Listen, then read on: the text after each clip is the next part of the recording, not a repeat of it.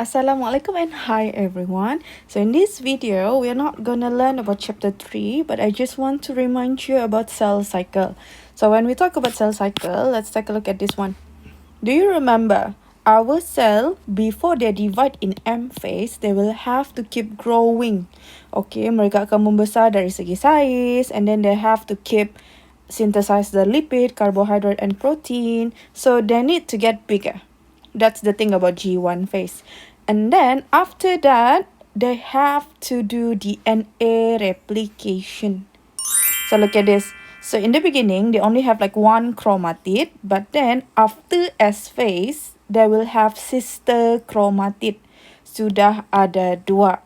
So that's what we are going to learn today. We are going to learn chapter 6. So now I want you guys to open your bio notes and turn to page 116. 116. So look at this. This is subtopic 6.2, and then there are a lot of C3 and C4LO. So we are going to focus on the enzyme first. But then look at here. In UPS 1, you will have to answer 7 questions. That's a lot of questions. And then in PSPM 1, they have like 14 marks. Let's take a look at this one. DNA replication. The definition is the process by which a DNA is copied. Maksudnya kita copy paste lah.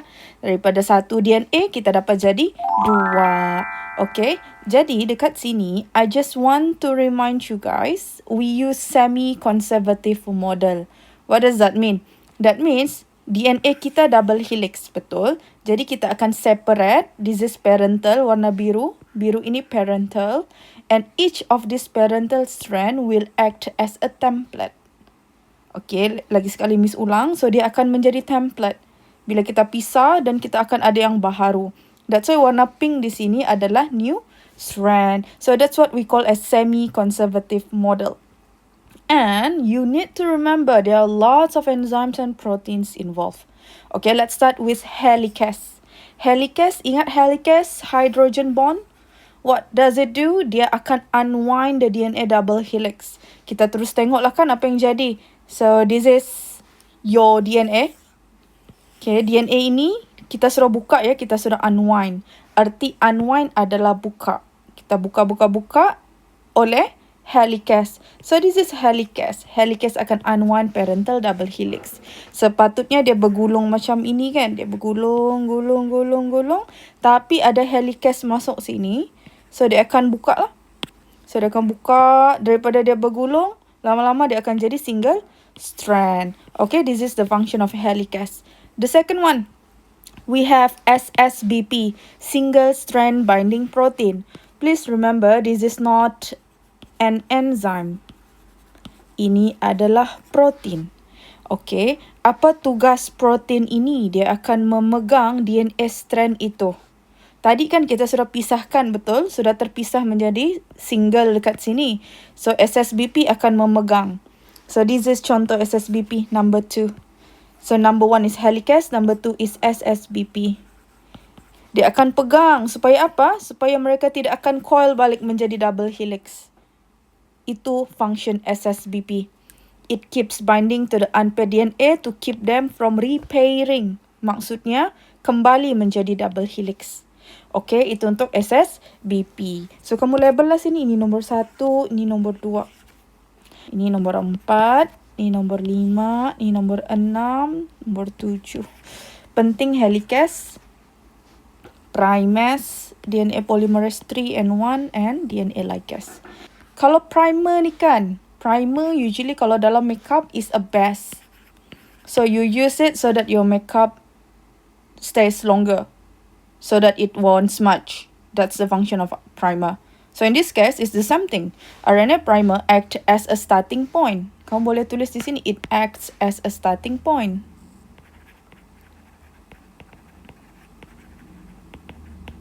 Primase, enzim yang akan menghasilkan primer.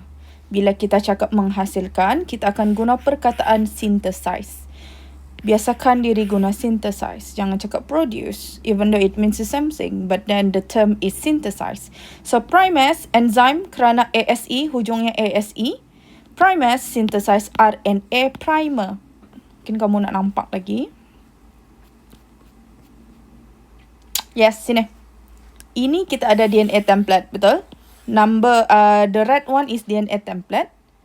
So, we will synthesize RNA primer. Siapa yang synthesize? Primase. Nama pun RNA primer. So, diperbuat dari RNA ke DNA?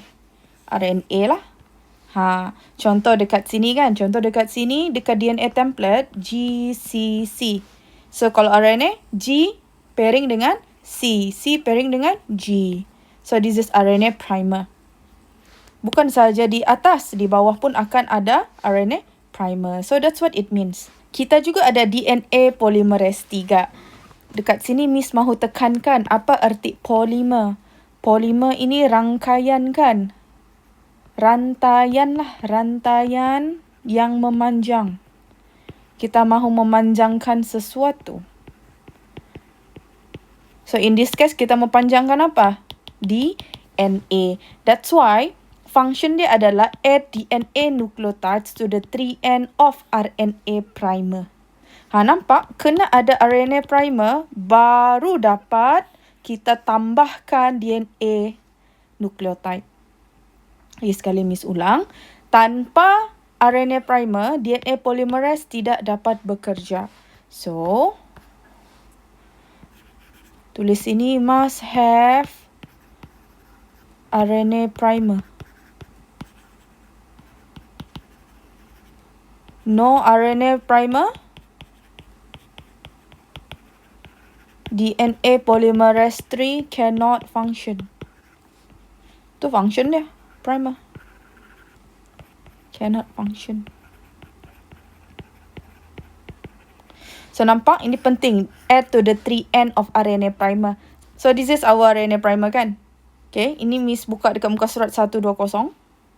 When you look at here, this is our parental strand. Warna merah, parental strand.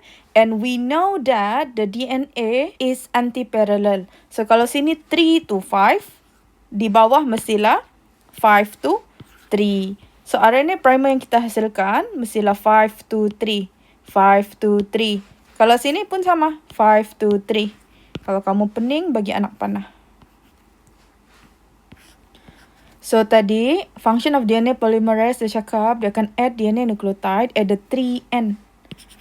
At 3N of RNA primer.